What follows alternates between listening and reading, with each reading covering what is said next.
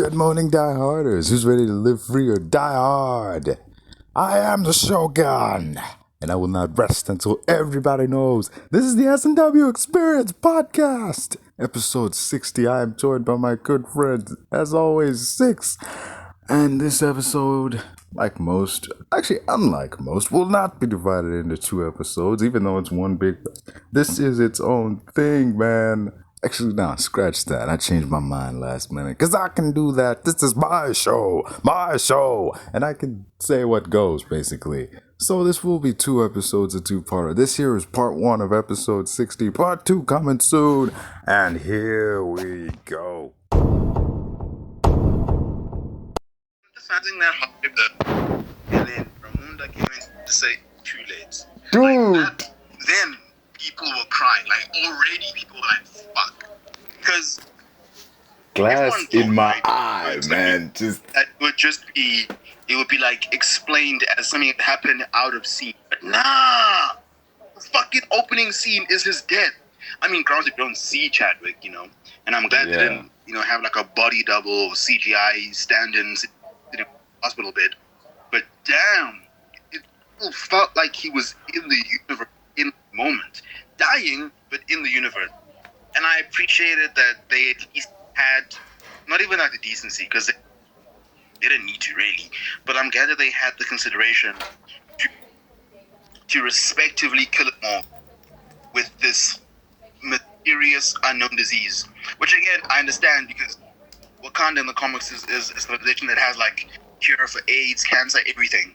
But the new mysterious disease, that they made it apparent that there was no time to find a cure in time while keeping T'Challa alive. And I understood that, and that was beautiful, or rather, I would say that was an intelligent way to explain. Because why couldn't Wakanda cure anything that he had? Suffice to say that it is indeed a mysterious disease that maybe in a few years Wakanda will have the cure to, but at this current moment, it being a new thing, a mysterious thing, I understand. Passed away. And I'm happy that we had got that explanation out the gate, followed by the funeral. Yeah. But I was not seeing that coming. When they said he's gone, and you can even see with the actors themselves, between Angela Bassett and Nisha and whatnot, the sadness that they convey in these scenes is real sadness. It's not acting. It's just constantly reacting to just the fundamental state that Chadwick Boseman is no longer with us. And I could feel it every time they wept, every time they stood in sadness. It was real. And I think that's the endearing quality of the movie, is that every emotion, although it's a movie, every single thing was real. Every feeling was honest, true to the actors' lives. And I think that's what made the movie more powerful and made the performances shine brighter, because the place in which they're pulling their back from is this real life place. It's their emotion, their experience on how they felt when Chadwick died, and they brought it with them into this performance, man. It just... That's what I'm saying. It wasn't even a performance. Yeah. Dude, that was like... And I'm happy that they all got to come back. It was Wakanda, that he's a terrorist who committed treason, not. But this movie, I feel, was cathartic for the entire cast, and they needed this. They needed this movie in order to heal properly. And I'm happy that they at least, that they got this opportunity to send him in a meaningful, and not to jump the gun or anything, but obviously the big reveal, there were quite a few big reveals, but I would say none other being bigger than the introduction of Toussaint. Yeah. Or T'Challa Jr. But man, when I saw Toussaint, and obviously we already knew he was in the movie, we'd read the spoilers and stuff like that. We even knew Killmonger was in some capacity, but not. obviously in those moments I was like, oh fuck, gone, Jay. And when he laughed, man, that laugh was so much like Chadwick's, and it just made me burst into tears. Because I don't think anyone else in the audience knew what his laugh sounded like.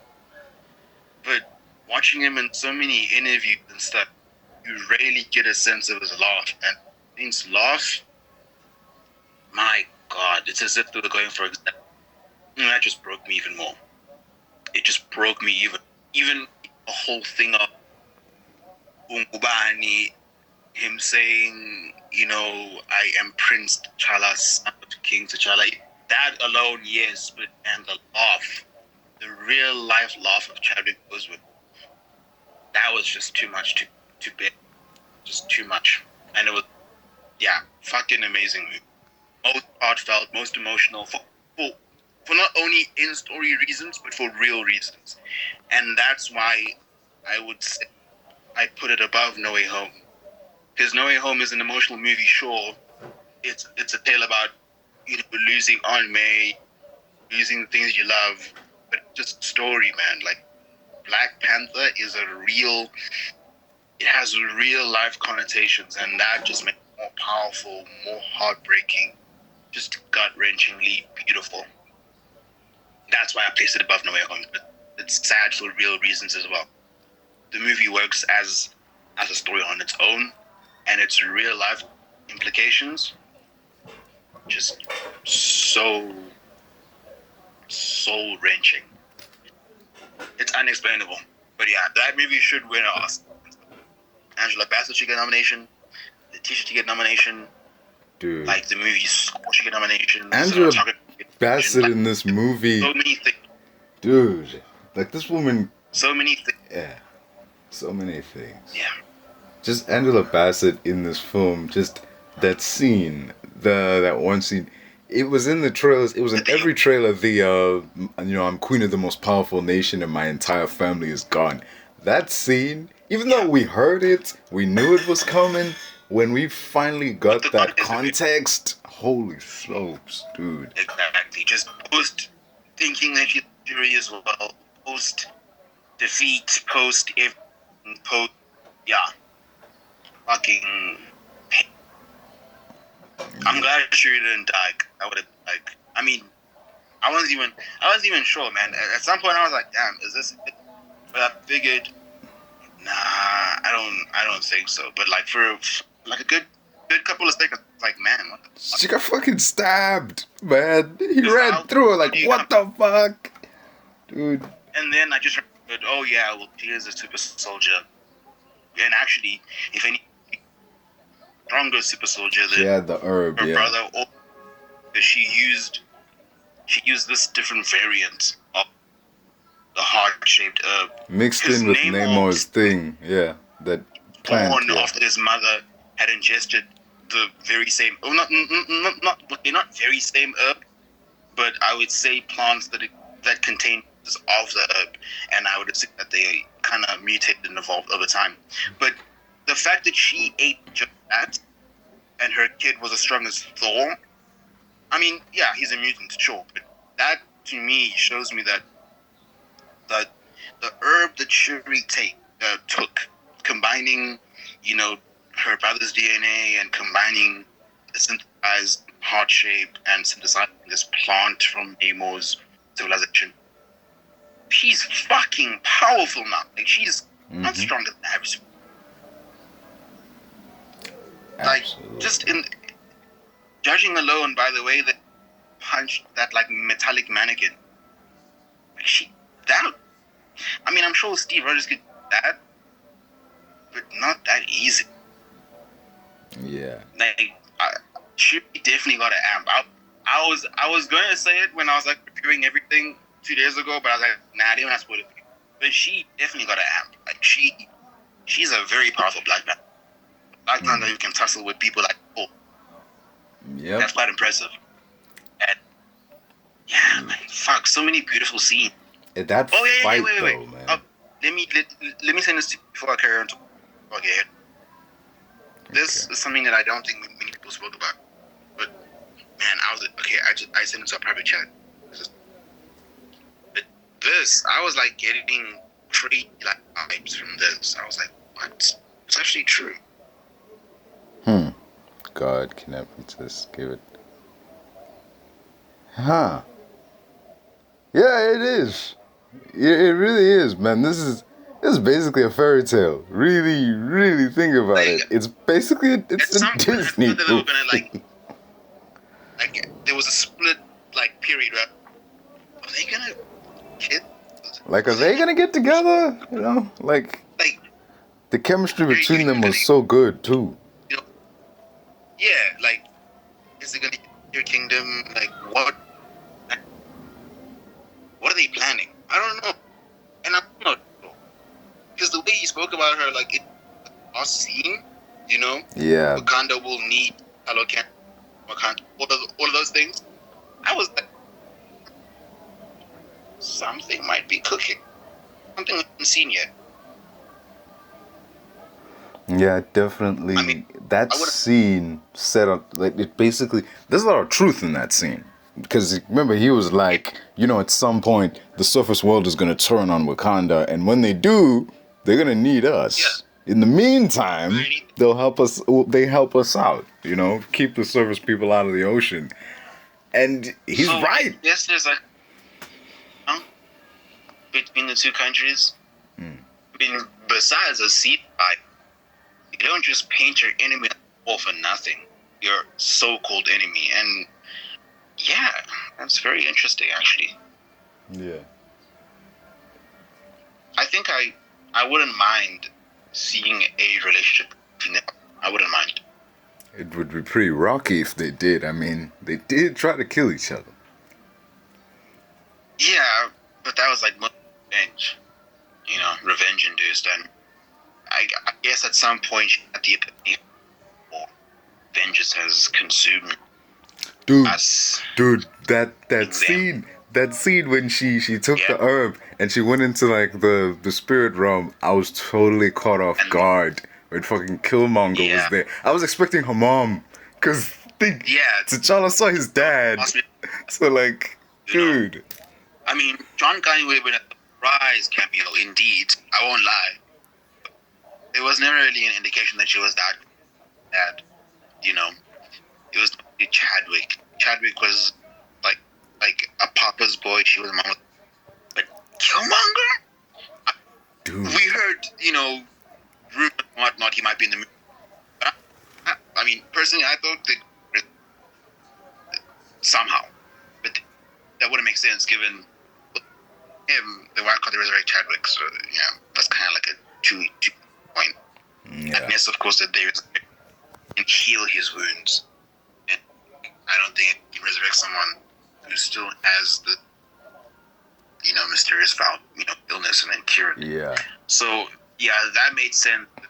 But seeing him in that scene, age of resurrection yet. And he was like basically breaking down a whole family, like, your brother was too noble, like your dad was a hypocrite, like he killed his own brother. And he's like, are you gonna be noble like your brother, or are you gonna take care of business like me? It's like, holy shit. It's so... And it's kind of strange because none of her, as her costume was... It was, yes, her costume, but it was helmet. Like, we didn't realize that. Yeah. Like, no one even realized till you really look at it and it's like, oh, fuck, that is Killmonger. Huh. Funny I noticed. But I wonder if he'll return for, like, more shenanigans, conversations. I mean, he's still a bad guy, you know. Like, that whole thing in the spiritual realm, it was so much to say that he's in the spirit, like, he's consulting with her on like, a ancestral basis, not because he's good, just because he's there, and he believes in the religion, so of course he would go there if he would have done it. Interesting. I don't know if his character still has potential to be like, I guess, I don't know, like redeemed, because he seems pretty bad even in death. I think it's more of a case that the realm shows you who you need to speak to in that moment, as opposed to like who you'd like to speak to. Like, you get what I'm saying? Yeah. Yeah. Because like, I definitely see how she has more similarity than the other, and I can definitely see how forward he might be the person that she speaks to on like a constant basis, even if his ideals are a bit extreme. Even when he was speaking to her, he was motivating her to save the day. Yes, he did it in a fucked up way of insecure business, but he still wanted her to win in like in a twisted way, in a twisted way.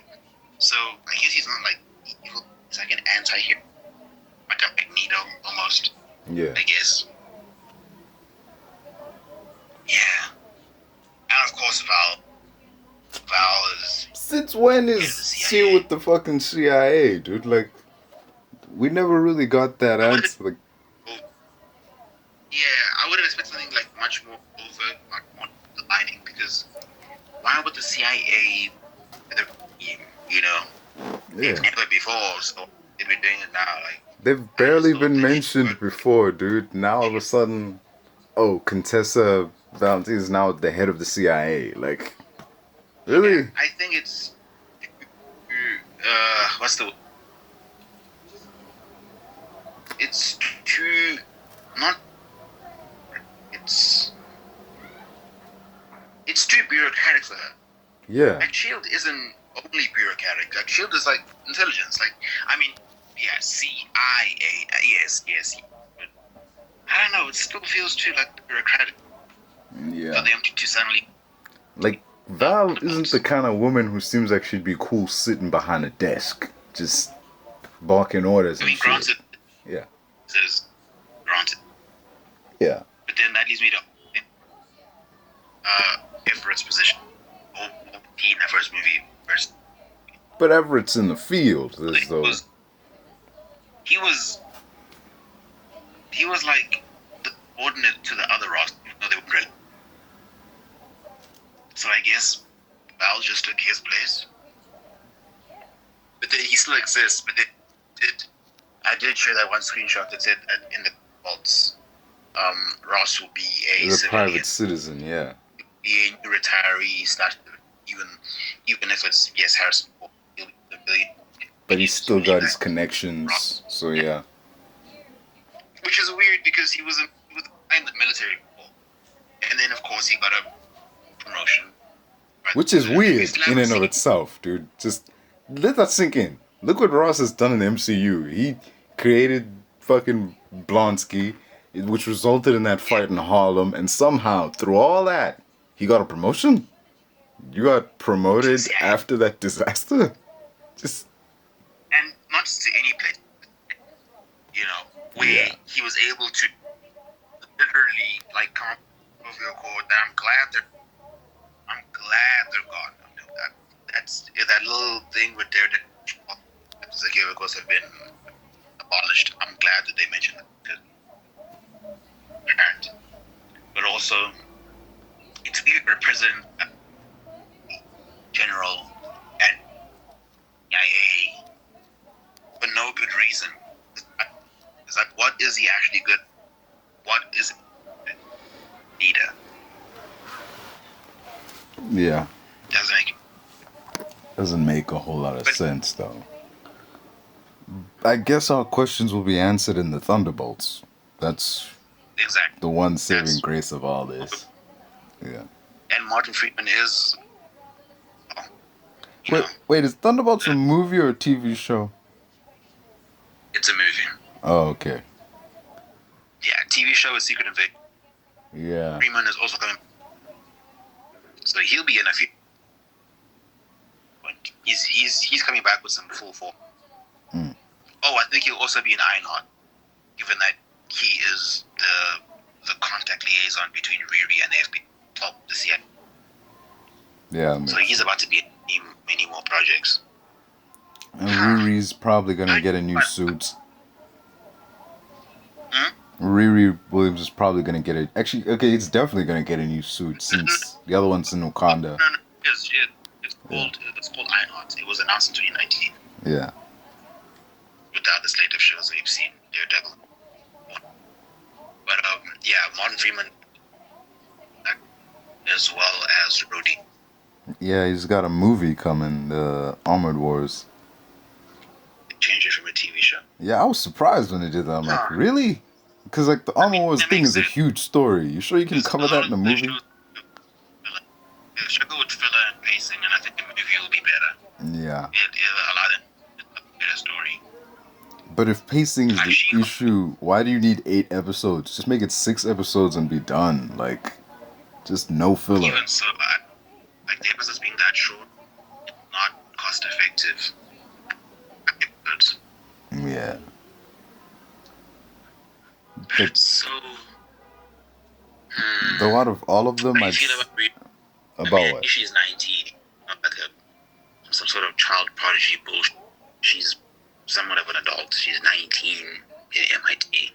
You know what else is in MIT? But I'm glad they didn't make her a teenager. That would have been fucking like ridiculous, dude. I know she's 19, but if she was a teenager, if she was like 17 or something, that would have been ridiculous. Like, fucking really? She was 12. I don't mind 17, that's like, but 12, you know? That's like, come on, man. Like, you expect me to be this person, you expect me to believe a kid built a vibranium detector? Like, come on now. This is stretching belief. And even I don't even think that's who that they go to. Like, I just thought that some random. I don't think it was a task that complicated. Yeah. You know. But apparently it is. Dude, she made it sound so easy. Like, oh yeah, my professor said I couldn't do it, so I did. Like, you know, like, I still don't get the sense that it's hard. But hey, you do you, I guess. Yeah. Yeah. Hey, I wonder what they're going to make with future installments, because clearly she's still going to be working for them all capacity. She might build some Hulk-based. She might build a Gamma Lab. Because how else will they create the Red Hulk? This is gonna. I'm pretty sure. I hope they don't do to Riri what they did with, like Spider-Man, and just basically make Iron Man light. You know, just. I mean, that's literally Riri's whole shit. I get that, but goddamn, dude. She's a high advantage. Yeah. I mean, fuck. You had the hammering in a tank top scene. You had the first flight scene. You had the first flight fuck up scene. Yeah, like she's literally falling on the sky the same way, dude. Like just. Yeah, like there's so many like callbacks, and you know, I don't know. I'm not gonna like knock on them, but hey, if you enjoyed it, good for you. To me, didn't really do anything. But yeah, it's fine. She was fine, you know. I do think that what we've seen now is at the iceberg in terms of her capability. You know, I think even the actress has said that what you've seen, a small taste of what she can do. And yeah, that's evil. Given that the most she did build one Iron Man suit and like one exoskeleton. So I don't think there's a limit, you know. Like more materials, more financial backing, you know, she'll build some really after time. And given that she left her Mark II in Wakanda on Shuri's request, she's making her own. And actually, we've seen photos. We've seen that photos from Ironheart. We see a completely different.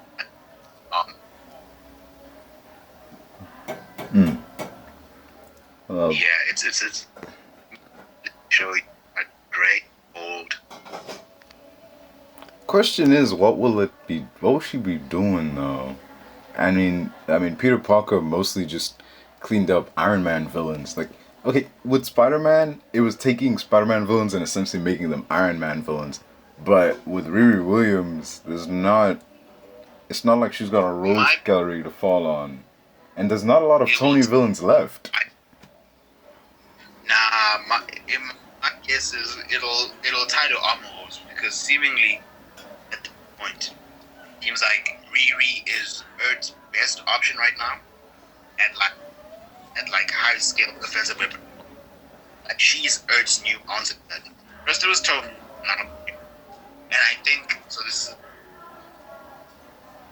I think this tie to Damn. the amount of new, and clearly it's not as advanced as the Wakanda one for obvious reasons, but it's still a better suit to the actual Mark 1.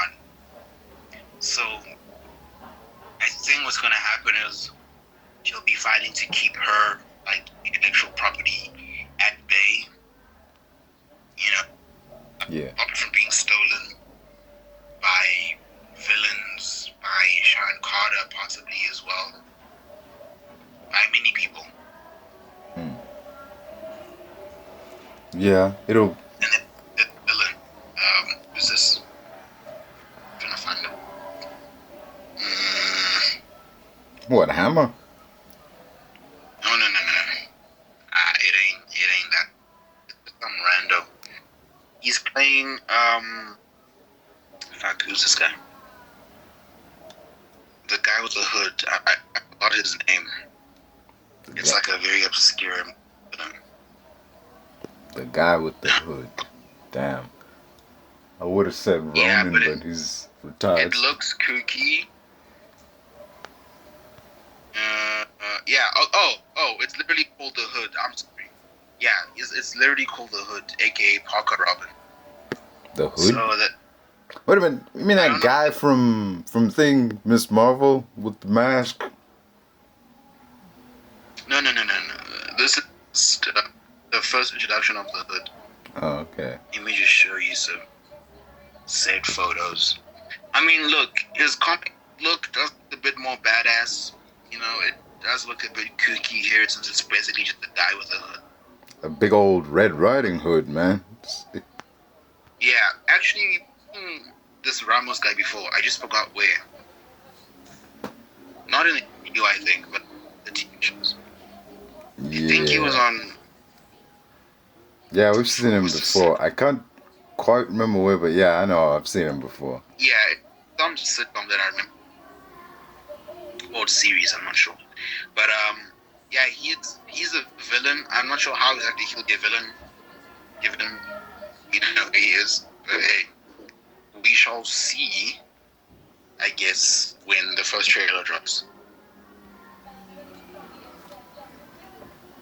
Yeah. Have you noticed this weird trend in superhero movies, both Marvel and DC, when the hero goes up against some high-powered, like massively powered villain, they do pretty well. But when they go up against an ordinary guy, they struggle. Like, Exactly. dude. Do you know what? The Hood. The MCU tends to change origins around. He could be like a rogue Flasher. Very possible. Because what's a guy with guns gonna do to Riri Williams in an Iron Man suit?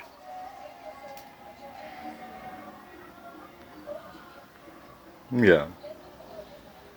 I mean, Yeah. the question could be asked. I mean, what's a guy with fucking what's this like fire breath gonna do to Iron Man in Iron Man 3? Wait a minute. There's literally. You remember Killian in Iron Man 3? He could breathe fire. The question is, could everybody breathe fire, or was that just him? Nah, everyone could. Everyone was successful in the extreme. But I guess he was the most powerful. Yeah. For some reason. Shit.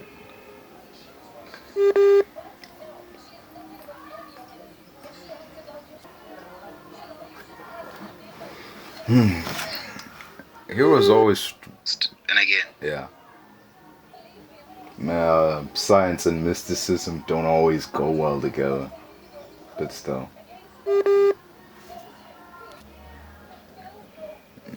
His power set, besides just being, he's just a guy who has good hand-to-hand combat skills, and occasionally, since he does practice mysticism, if he gains, again, it's very dependent on if he gets this power set that he owns. He has the ability to turn himself invisible. Again, this is with his mysticism. Without it, he's just a guy. Occult knowledge of supernatural and paraphernalia of the criminal mastermind. Exit marksmanship, basic hand-to-hand combat. And when he has powers, he uses something called the Namor stones. And as well, his cloak is magical. So I suppose it's something maybe linked to Camouflage. And he has boots that can turn him invisible, as well as air walking. I don't know what that means. Air walking? Air walking. That's not flying, it's air walking. Don't know what that is. But it seems like he's a discount Doctor Strange. Extremely discount. Extremely. Like, to the max. Wow. Air walking. He's a Doctor Strange. Just... with magic half the time. So he's a human who stole magical paraphernalia, basically. Okay. He's effectively Donnie Blaze. Yeah, he's Donnie Blaze with a slightly better success rate. Yeah. Deciding that hard, and then Ramunda came in to say too late. Dude! Like that, then people were crying. Like, already people were like, fuck. Because glass in my eye, man. Just that would just be, it would be like explained as something that happened out of scene. But nah! The fucking opening scene is his death. I mean, granted, we don't see Chadwick, you know, and I'm glad they didn't, you know, have like a body double or CGI stand-ins in a hospital bed. But damn, it felt like he was in the universe in the moment, dying, but in the universe. And I appreciated that they at least had, not even like the decency, because they didn't need to really, but I'm glad that they had the consideration to respectively kill it more with this mysterious unknown disease, which again I understand because Wakanda in the comics is a civilization that has like cure for AIDS, cancer, everything. But this, the new mysterious disease, that they made it apparent that there was no time to find a cure in time while keeping T'Challa alive, and I understood that, and that was beautiful. Or rather, I would say that was an intelligent way to explain, because why couldn't Wakanda cure anything that he had? Yeah. You know, suffice to say that it is indeed a mysterious disease that maybe in a few years Wakanda will have the cure to, but at this current moment, it being a new thing, a mysterious thing, I understand. He passed away, and I'm happy that we had got that explanation out the gate, followed by the funeral. Yeah. But I was not seeing that coming. When they said he's on, and you can even see with the actors themselves, between Angela Bassett and Isha and whatnot, the sadness that they convey in these scenes is real sadness. It's not acting. It's just constantly reacting to just the fundamental state that Chadwick Boseman is no longer with us. And I could tell, I could feel it every time they wept, every time they stood in sadness. It was real. And I think that's the endearing quality of the movie, that every emotion, although it's a movie, every single thing was real. Every feeling was honest, true to the actors' lives. And I think that's what made the movie more powerful and made the performances shine brighter, because the place in which they're pulling the back from is this real life place. It's their emotion, their experience on how they felt when Chadwick died, and they brought it with them into this performance, man. It just, That's what I'm saying. It wasn't even a performance, yeah. dude. That was like, and I'm happy that they all got to come back. It was Wakanda, that he's a terrorist who committed treason, not. But this movie, I feel, was cathartic for the entire cast, and they needed this. They needed this movie in order to heal properly. And I'm happy that they at least, that they got this opportunity to send him more in a meaningful, and not to jump the gun or anything, but obviously the big reveal, there were quite a few big reveals, but I would say none other being bigger than the introduction of Toussaint. Yeah. Or T'Challa Jr. But man, when I saw Toussaint, and obviously we already knew he was in the movie, we'd read the spoilers and stuff like that. We even knew Killmonger was in some capacity, but not. Obviously in those moments I was like, oh fuck. Go on, Jay. And when Toussaint, when he laughed, man, that laugh was so much like Chadwick's, and it just made me burst into tears. Because I don't think anyone else in the audience knew what his laugh sounded like. But watching him in so many interviews and stuff, you really get a sense of his laugh. And his laugh, my God, it's as if they were going for example. And that just broke me even more. It just broke me even the whole thing of Ungubani, him saying, I am Prince T'Challa, son of King T'Challa. That alone, yes, but and the laugh, the real life laugh of Chadwick Boseman, that was just too much to bear. Just too much. And it was, fucking amazing movie. Most heartfelt, most emotional, for not only in-story reasons, but for real reasons. And that's why I would say I put it above No Way Home. All-time crook who stole some shit. Donnie was at least, inducted into the initial stage. A small-time crook who stole some shit. That's basically just the Hobgoblin, man. He's just the guy who stole Norman Osborn's stuff. Just. Yep. Very interesting. Hey, you think we'll ever see him though? I mean, we've seen Green Goblin, but you think we'll ever see Hobgoblin? Given that Oscorp doesn't exist. It depends if they make him. Depends.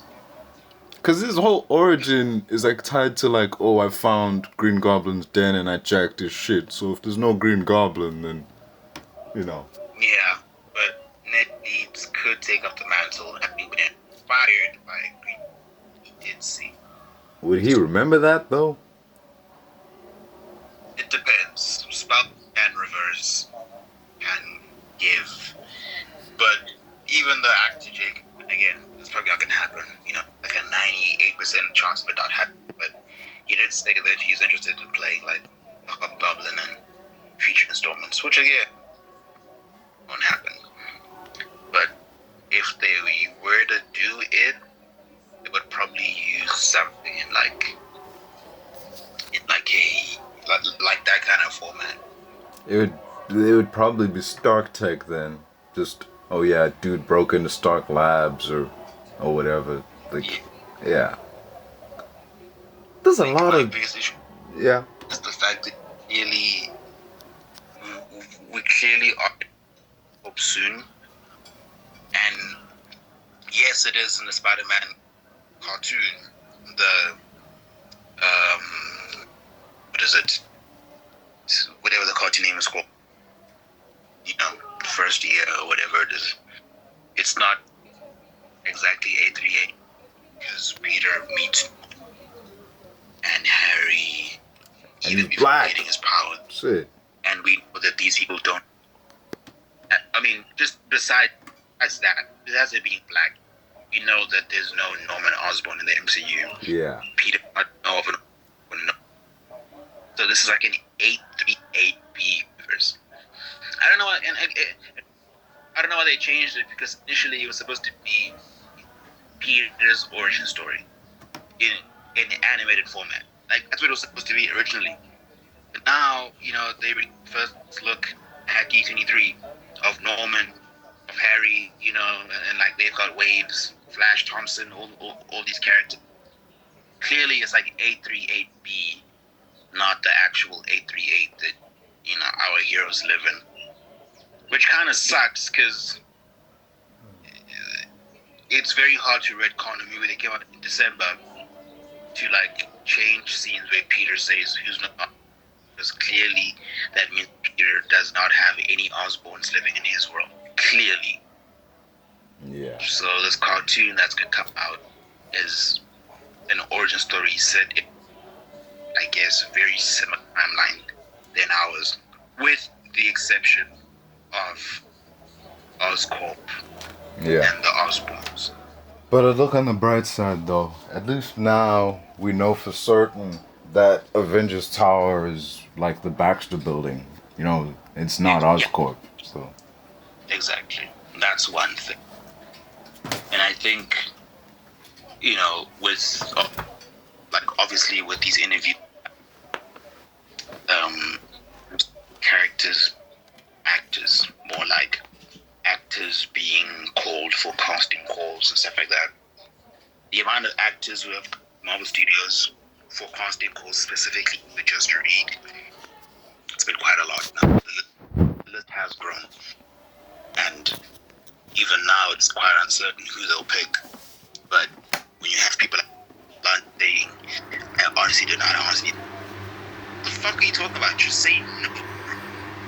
I don't get that. She was just like, I don't know how to answer that question. What do you mean you don't know how to answer? Just say nah. No, my husband and I are not in the movie. Emma was a one-time gig. Literally just so easy. You can't even Andrew Garfield. Like, what the fuck are you doing? Dude, it's just...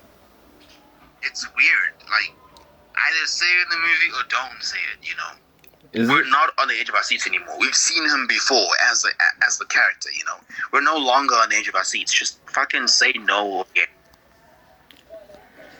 It's pointless what they're doing now. There's no more Andrew Garfield. It's gone. It could be one of those like NDAs where like you're not allowed to talk about the film or whatever, but not like this. Hey, Andrew was like, no, I'm not in the movie. Oh, you guys saw a screenshot of behind the scenes? It's a deep fake. And they even went so far as to hire a fucking YouTuber to make a video of my wife for the entire internet. That guy who was contacted by like fucking Marvelstudios to make that video. So, just, it doesn't make sense why she's saying, I don't know. An essay question. It's a simple yes or no. And if it's not yes, just no. Or just say, my husband's appearance was a time thing. That's not breaking anything. It's honest. Well, from what we think, that is. So, even now, I honestly can't say who is. There's been many people over the past 3 weeks alone. Yeah, people. Jodie Comer's name was in that list at some point. You wanted Kaylee Cuoco. I was like, what the? Kaylee. I mean, I wouldn't mind. Her roles have been a tad too.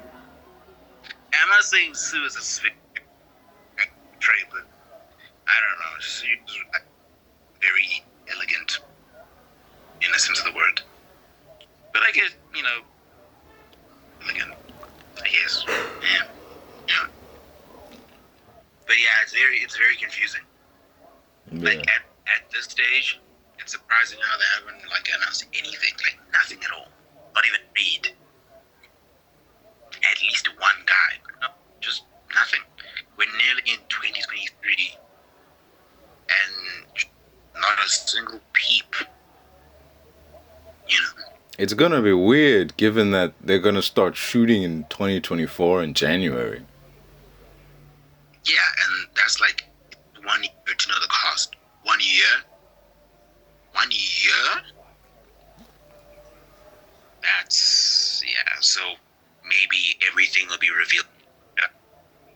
Not to Which, come on, mention, that's they gotta do like pre-production and like pre-vising and all that stuff. You need a cast to do shooting that. alone. Yeah. You know, just first of all, getting the permit, getting it. Yeah, it doesn't make sense why. I mean, they announced big in 2014 for God's sake. So yeah, I don't know. Yeah, I love how they announced like, oh, we're gonna do Fantastic Four way back in fucking Far From Home, 2019, bro. and yet we've seen nothing. 3 years later, Like, no ew. casting. 3 years later, are you kidding me? It's been 3 years. That's crazy, man. Literally every single show that has been announced since then has at least gotten one character, you know, at least. We have Riri for Ironheart. You know, we've seen the Secret Invasion trailer. You know, we've seen obviously Matt Murdock is back. Charlie Cox is back. Clearly, they've announced Mahershala. You know, we've at least heard him in the universe at the end of Eternals. We have almost every single cast, every upcoming project, except for Fantastic Four. The only thing that I knew of that was announced since that announcement was that, John Watts is no longer directing. We're looking for a new director. Like, what the hell? Still don't know who it is. I don't know why he tipped out. I don't know, because he's not doing anything right now. Yeah. Maybe he just needs a break. Maybe. Maybe he needs a break. Maybe that's a huge feat, and he needs a well-done. Maybe, who knows? I know Ryan Coogler does. Yeah. This movie was massive undertaking. Just emotional taxing. Yeah. Not just that guy. Yeah, not just the stress of making a film, but like on a personal level, what this film means to him and everyone involved. Right. Yeah. Especially since he literally had to draft up an entire new script. Considering the old one was literally, it was complete. Literally 2 weeks before he died, wrote to him about it, and he said it's a beautiful script. And even then, he didn't know he had cancer. Like, fuck, man, that's crazy. He had to make an entirely new script after his friend approved the last one, knowing that he wasn't going to make it, maybe hoping that he will make it. Fuck me, that's crazy. Yeah. But man, dude, this film, yeah, he definitely get it. Give that man a break. He definitely, he's gonna get, yeah. Like, every single scene meaningful. Yeah.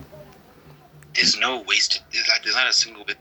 You can't look at this movie and find a scene where you're like, well, we could have done without that. Like, yeah. Not really, man. There's no wasted space here. Yes, this movie's long, but goddamn. Like every single scene, but nearly every single shot in the movie, every single scene that you watch the eyes, it had some implications to the Black Panther to Chadwick. Not everyone, I know, but quite nearly everyone. Almost like every second scene, every second or third scene is like something about the Black Panther or something about Chadwick. Or, like, it connects to him in some way. So fucking crazy. Yeah. There was this scene where the Queen Ramonda tries to tell Shuri, like, we need a new Black Panther, somebody's held the mantle for generations, whatever. And Shuri was like, I don't care about that mantle, I wasn't trying to save the Black Panther, I was trying to save my brother and I couldn't. I don't care about all that. And that, I felt that, dude, like, yeah, it's like, I lost a brother and you're coming to me with this, like, oh, somebody's gotta... The symbol. Yeah, the symbol. Yeah. Shit.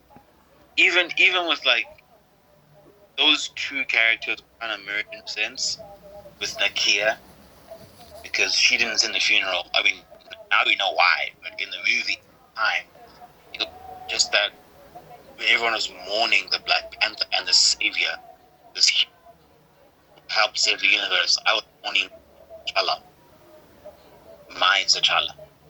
And that's just fucking ridiculous. That's ridiculously sad. Yeah. It's true. That was the only person she loved, ever. Thank God they got they had to. Yeah. They at least got stuff that were happy. Some. Yeah. Oh shit. You know. Beautiful moment though. I laughed when at at the end when they have that challenge thing at the end, and the announcer calls up, it's like, I present to you the Queen of Wakanda, and then down comes Mbaku. I was like, what the? Yeah. I kind of laughed when that came out. Like, what the? Yes. He was like, I want a challenge. I'm like, wait, what? Who you gonna? He's in Haiti. Who's he gonna fight? Oh shit! I guess he wins by default. Like, that's the thing that I saw. Like, watched 2 bit, like, speaking about it, and one of the people asked, "Wait, so is Mbaku kidnapped? Was unchallenged? It was in Haiti, just means I would make she bit saying, but what's gonna happen? Like, there is a challenge and no challenger. They're gonna make. And let's be honest, Shuri is not going to win as Mbaku because they strip your powers before the battle. He's not going to win. Like, at all. yeah. Like, she has no chance of winning. Not even I'm not gonna say no chance, but yeah, dude. Like, Mbaku's strong, and he doesn't have no fucking herb. Dude, Letitia is like a 5-pound woman. Like 95 pounds.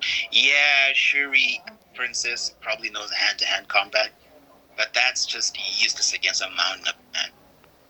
Like Mbaku, Winston Duke, he's like 6'4",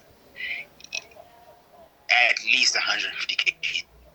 And it's funny because in several scenes, I question myself, wait, does he have super strength? Because the scene before he backed him with it broke, he tossed Hello-Canian like it was nothing. Yeah. He hit him with his, dick, and then he tossed him while he was still, and he just tossed the guy. He went flying, like at least 50. That's super strength, right? Yeah, he didn't just toss him off the boat. He tossed him into the air. Like, so many scenes, I was like, that's wire work is indicative of super strength. Yeah. That, Plus, he took a punch from Namor that broke his fucking thing and sent him flying, and he was like, dude. Yeah. He walked away. Who walks? Who? Punch from the Hulk. Who? That guy's hiding something. Yes, the monkey king in the comics has a degree of super strength. Because, time and time again, he has been the adversary of T'Challa, which means you have to be a bit strong to be, an enemy of T'Challa. So in the comics, he is like a person who's super strong and whatnot, but it's never really explained. Is anyone in the MCU who just works out enough times? Can they also just throw people in the head like that? I don't know. But obviously, my ideas of this abundant super strength were crushed when Namor just pieced up like it was nothing in him. I guess it makes sense. He wouldn't really stand a chance against Namor. Man, I thought he'd have a fair shot. I thought the fight would last a little bit longer than one move. Just. Yeah. But, yeah, he's definitely up strength-wise. Hey, but his attitude going in, like when he saw like Namor on the beach, was like, the fish man. And then he jumped in there like all gung ho. Yeah. But then after the fact, he ordinary. Yeah. Like the jump from the boat to the shore. That is no ordinary jump, dude. Yeah, this guy is like, I would assume he's like peak. He's what Cap is in the comic. Cap is only peaking in the comic. In the MCU, man, he's throwing fucking Harley Davidson in the Age of Ultron. You know, he's fucking holding helicopters. It has like tons of newtons of force, and Harley is like 3 tons. So like, yeah, man, like superheroes in the MCU are quite strong. Of course, they don't hold the hand, like, you know, they don't hold a counter like Thor, the Hulk or anything, but they're strong. Yeah. They're not to be trifled. You know. But yeah, Mbaku's definitely like at most, or at least he's the peak.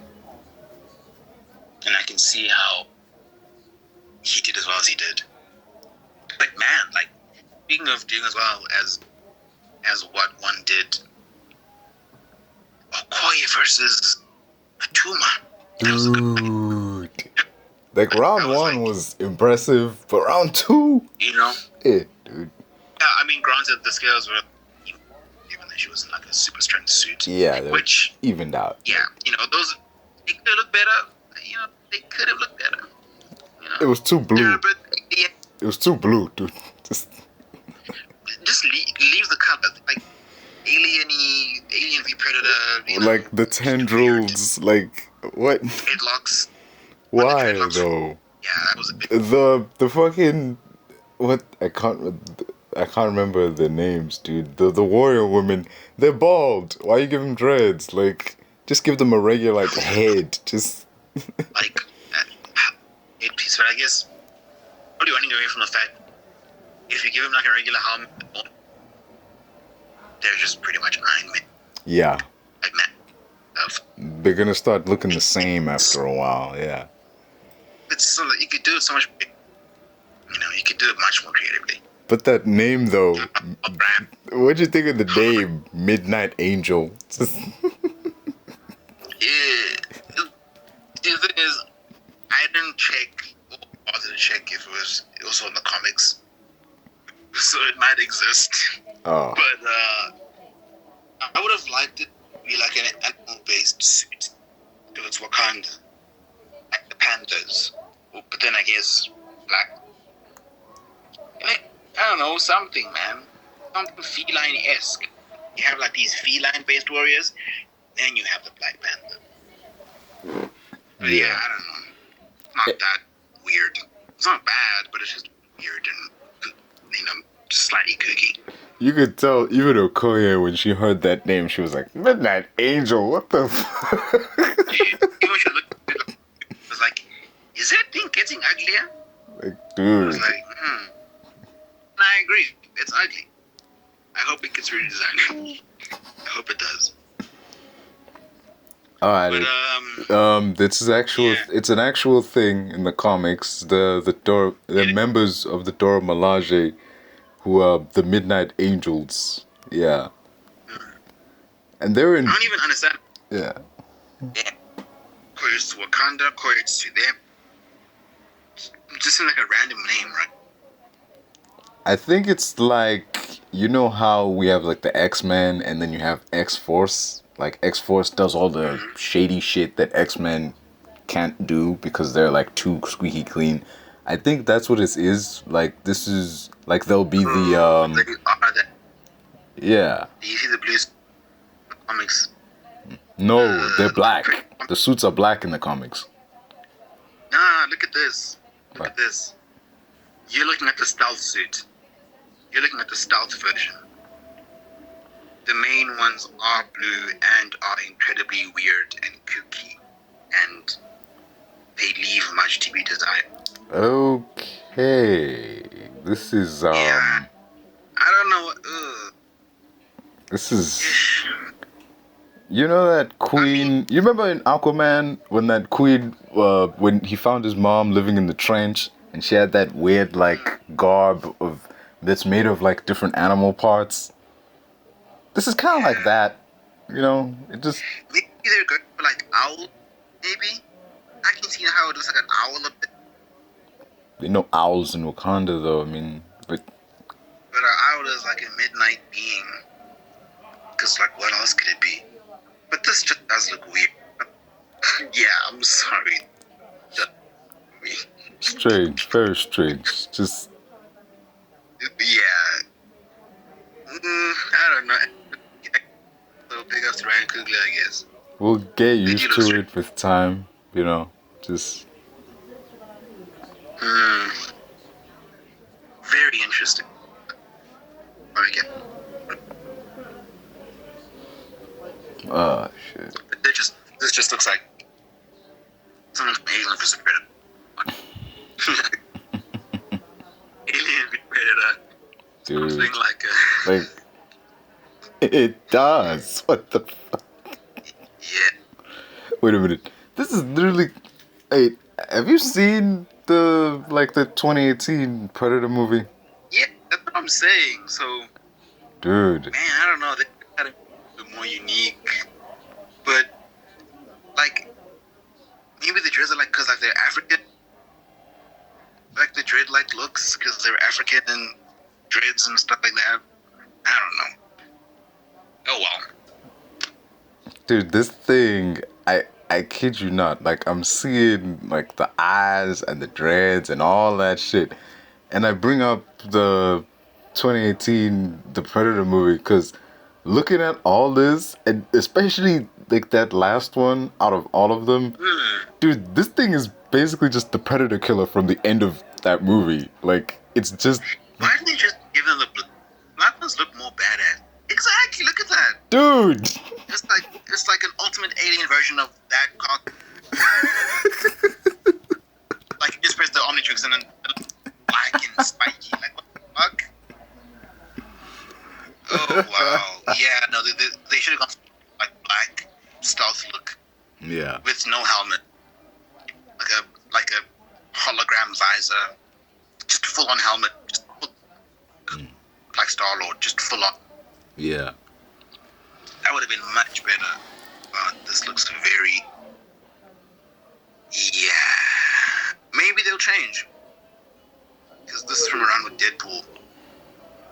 When they were joining it. Well, they're helping him with X-Corp. Yeah. But maybe they'll change. Maybe. When they... I hope they do. Yeah, they'll get like an alternate armor to wear when they go on stealth missions and so on. That's definitely a likely path, dude. Just, you can't go stealthing around in that bright blue and yellow. Just As bright accents. Yeah. Oh well.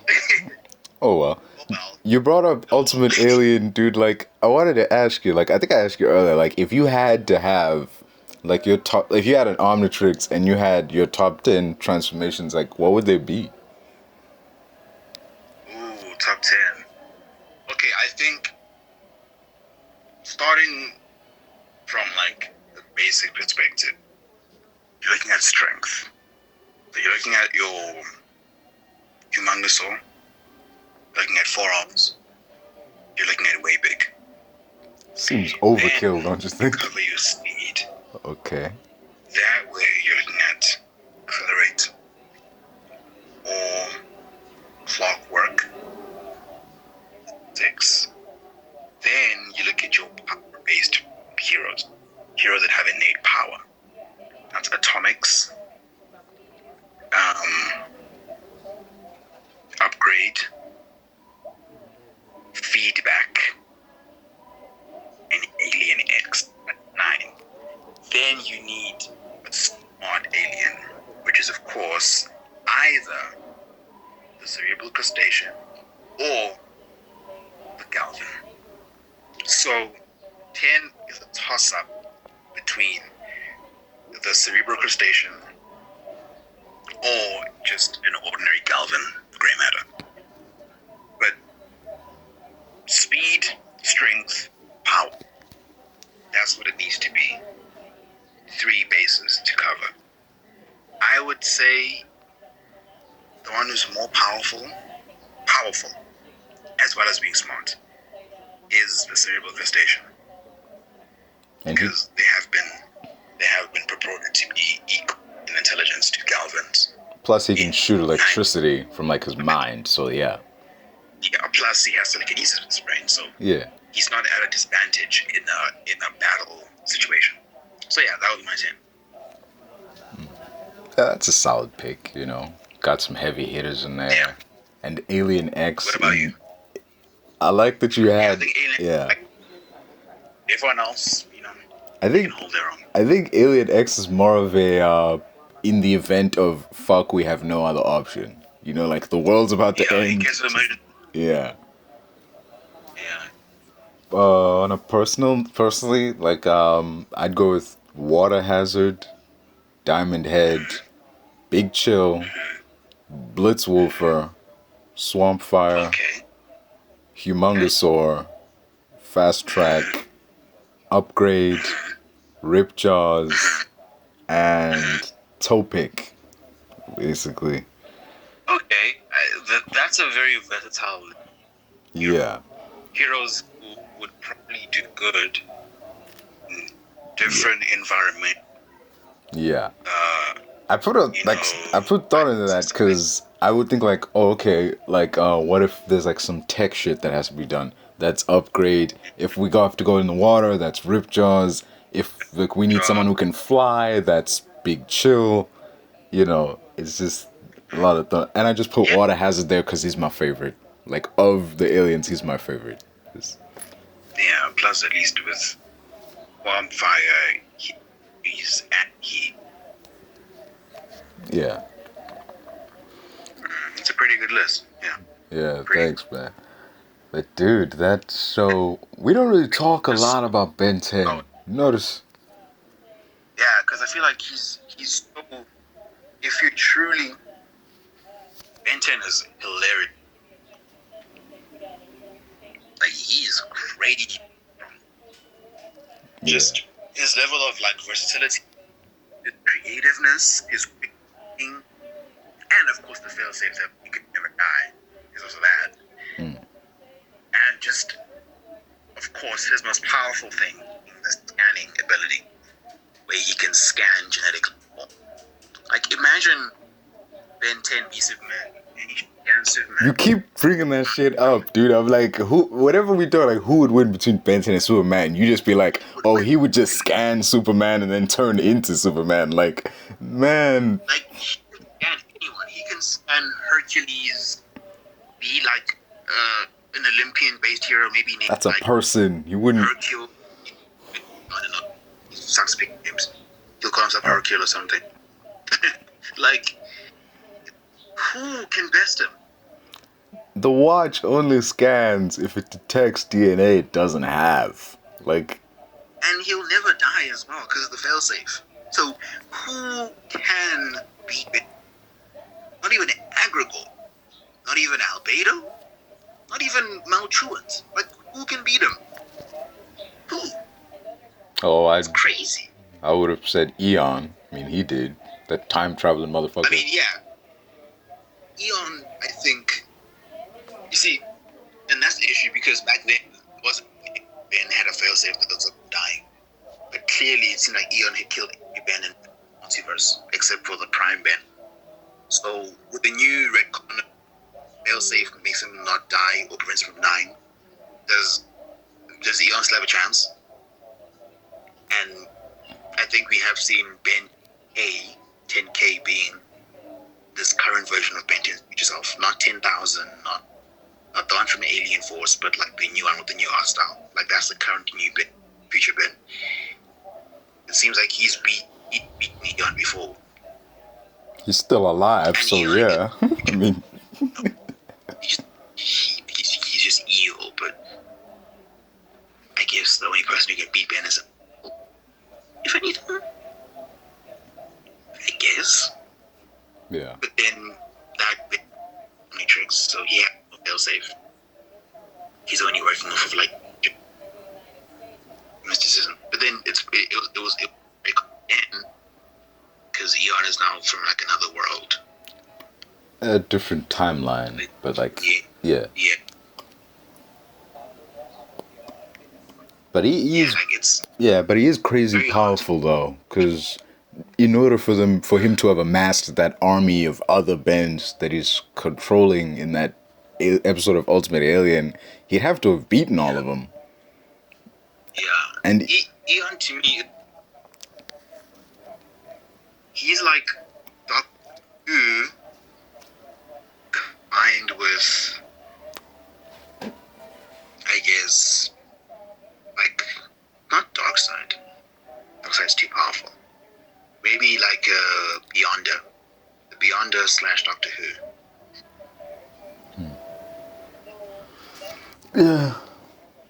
Yeah. That's a pretty apt comparison. But it's just, for me, it's very interesting because there's been a 2005, but they haven't made like a truly with, like, you know, today's more advancement. Because you really could, in fact, Warner Brothers, owner of Cartoon Network and stuff like that, I'm surprised they haven't even thought of a Ben 10 cinematic universe. I'm surprised. Man, this is the company that shit-canned Cartoon Network. Nothing surprises me anymore. Just... You know? Like, with the age of cinematic, a Ben 10 one, if done with a proper movie budget of like 100+ mil, whew, that movie could knock out the ball. Because that's like a hero story we've never seen before. Like, just the guy transforming, the human guy, we've never seen that before. He's had movies. Ben 10's had movies. I mean, he's got 2 movies, so... Yeah, it has, but it's movies are like a budget of like 1.2 million. Crap budget. Completely TV movie abysmal budget. It worked, though. I mean, did the best of what they could. But imagine it with a bigger budget. That's the thing. It worked, but imagine how much better it could be. Yeah. With the proper backing. We could actually see Humongosaur in the day. They make billions of toys. It clearly has potential. Especially with like the older millennials who are over than 21. Because that's literally what we're watching. It has a lot of financial possibility. Yeah. The fact that it hasn't happened and the closest we've gotten is the Ben 10 5 years later comic book where he teams with like Danny Phantom is kind of disappointing. Like, that's the closest we've gotten. Why wasn't this crossover on the show, dude? Like they are great storytellers who have done countless of work in the Ben 10 fandom, creating his fanfic story, and no studio has taken that to task. It's weird. Yeah. Though there was one that, 2 actually. One was Ben 10 and Generator Rex. I love that one. That was a great episode. Well, yeah, 2 episodes, but yeah. TV, episode thing. The second one was when Ben 10 met the Secret Saturdays. I was like, what the fuck? And he was working over Mr. Saturday. Dude's mom. That was so weird. Like, what's going on? I mean, it makes sense. Does it though? Like an adolescent. He's thirsting over a MILF, basically, and we know very well. Hey, dude. Even in her original animated like design, she was quite the beautiful, box. Yeah. It's just that it looks weird because you're working with this guy who apparently admires you, and you're just out here thirsting over his mom. It's kind of inappropriate. Yeah. It's the nature of your partnership. It's definitely weird. Yeah. Though. It's like Rob with Lois Lane, It's weird. It's weird, dude. It's like, well, to be not more accurate, but like, it would be kind of like Jimmy Olsen thirsting over Lois Lane. It's like, yo, dude, relax, man. Jimmy, I understand. Well, Jimmy, different inclinations.